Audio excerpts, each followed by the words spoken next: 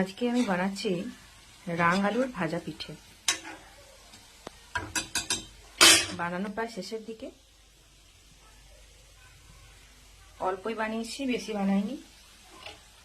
আর এই কটা বাদ আছে, কারণ আমার বাড়িতে খাওয়ার বেশি লোক নেই। রাং আলুগুলো বাড়িতে ছিল, পড়ে পড়ে নষ্ট হচ্ছিল, তাই ভাবলাম যে অল্প কয়েকটা ভাজা পিঠে বানাই।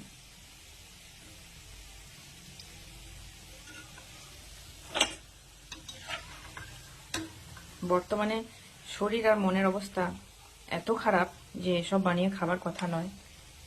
নিজে একটা আধটাই খাবো, তবু বানালাম। কটা শাশুড়ি মা আছে খাবে, মেয়ে জামাইকে দেবো, আর আমার বাড়ির পাশে আমার একটা ছোট্ট বন্ধু আছে, তাকে দেবো।